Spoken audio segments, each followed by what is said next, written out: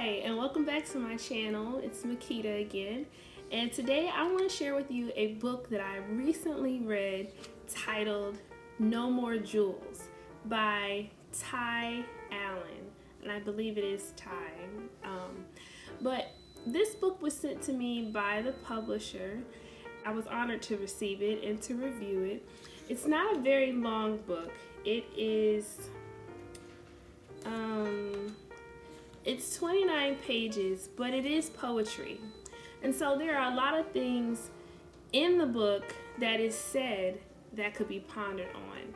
It doesn't take very long to read through, but I will tell you, this is a book that I would go back to again to read, to get his understanding, to get a clear understanding of what Tai was saying. On my Instagram, I shared that I know it wasn't an easy thing to write about, but he made it beautiful. And it was beautifully educational at the same time. So what is this book about? Okay, so just basically, it's about a young man who experiences molestation and rape. It's not written in, it's not a novel. It's not an autobiography. So as we sit down to read it, let me tell you, for one, the foreword is going to floor you. I mean, it did me. I mean, this is my perspective, okay?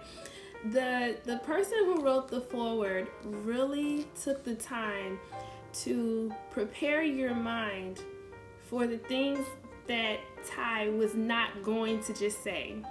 He summed up the book in such a way that made you want to just go ahead and dive in. I was sitting at my son's martial art practice and I was reading the foreword, and the lady who was sitting next to me, she says, "What are you reading?" And I think it was because of how my face looked when I was reading the book. She just really, okay, sorry, I had the AV lock on it, but she just really was like, "What are you reading?" And so I let her take a look at it, and she was like, "Wow, just reading this makes it really interesting." So there was something that I said I wanted to read from this book. And so let me find it so I can share it. Okay. So in the foreword, it says, Tai Allen's work charges us to do better. In each unflinching poem of innocence stolen, we are convicted to do better, to pay attention, to spare the world the necessity of the voice telling this story ever again, to shield and guard our boys the way we say we do our girls, and while we too often fail at the protective task as well, at least there is a voicing for betterment.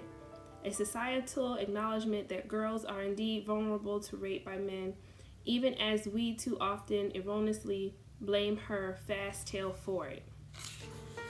And then at the end of the foreword, he said, "Let us pick up some gloves and fight next to this courageous poet warrior, for all with wherewithal to fight, to resist, to testify, to restore peace and wholeness to their lives, and for all who can't or aren't yet prepared to do the same." The foreword is written by L. Michael Gibson, and I think it was great that he chose to write the foreword, because he really prepares your mind and your heart for where Tai is going to go in the book. And the way that Tai writes about what happened is in a way that there are things left to our imagination, but there are things that aren't. And there are things that seem puzzling, but if we ponder and think on it for a few minutes, we'll understand what happened. It's like a light will be shown upon us. It's like an aha moment. Like, wow. And many of his, he uses the word haiku. many times in here. And, there are just these moments where, as we're reading, like I had to read over a few of the poems a few times, just because, not because of what he was saying, but because of what he wasn't saying and how beautifully he wasn't saying it. I waited a long time to read this book. I got this book, I think it was in July. It's now December. I waited a long time to read this book because I wasn't sure if I wanted to dive in and read about the topic he was talking about right away. I have 2 boys of my own. I have 2 daughters. And sometimes these topics are really hard to read about and to think about and to focus on. And I had already read Toni Morrison's God Help the Child, I think it's called. Oh, God Bless the Child. I think it's God Help the Child, which was a good book. It was a good book to read, but it was my first Morrison book ever. I have other ones on my shelves, but it was the first one that I've actually read. And there were things in it that I don't think I was prepared to read, but I don't regret reading it. So this is something that I would actually give to a teenager and allow them to dissect and ponder on, only because the way that it is written is not so blatant that it tells everyone exactly what happened, how it happened, and when it happened, but it does shine a light on some of the things that happen in adolescence, whether people mean it or not. And then it shines a light on the things that people, the things that some adults have inflicted upon young children. And what I mean is by those who have raped or molested and abused young children. It shines a light upon that from the child's perspective. And I will tell you that there are things that I loved about what Tai said. He basically tells us that there were like these ravenous wolves that were going after him, preying upon him, hoping that he would turn into a homosexual, or even that he would become less masculine, and like something was, it's as if he felt something was trying to rip away his masculinity at 9 and just strip him of who he would become. But in here he says that he is a father and he is a heterosexual, and he dealt with, and is still dealing with, and when I say it's still dealing with, I mean like he's chosen to put on the gloves and to fight for those who cannot fight for themselves. But he chose to deal with what happened to him specifically in a certain way, and we can see that in this book. And so I know it's not a thick book, I know it's not a big read, but I honestly would give this book 5 stars.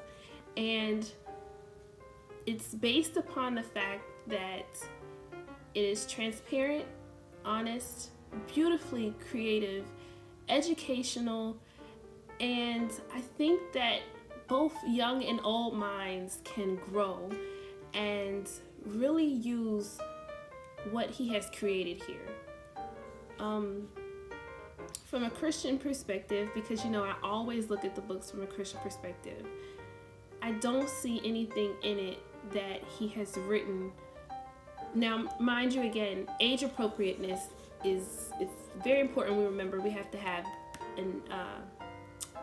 as a parent, you would have to read through this book. Like I said, it's only 29 pages, but you would have to read through this book if you decided to give it to a child who is, I would say 13, under 13, okay?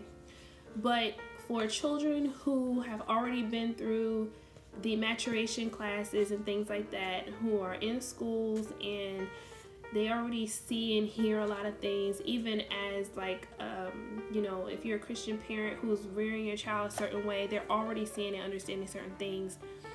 This particular book will, it'll open up their eyes to how beautiful poetry is. And then it may even help them to understand some of the struggles that their friends endure, and allow you to have a conversation with them. Again, from a Christian perspective, I don't see anything in it that was against the, as far as from his perspective now. I don't mean what was done to him. I don't mean that. But what I'm saying is, I don't see anything in it that goes against biblical principles in his perspective, in how he has written. Because it is really a lot of self-awareness that we recognize and see here. It is from his perspective. It is what has happened to him. And sometimes we just have to read that.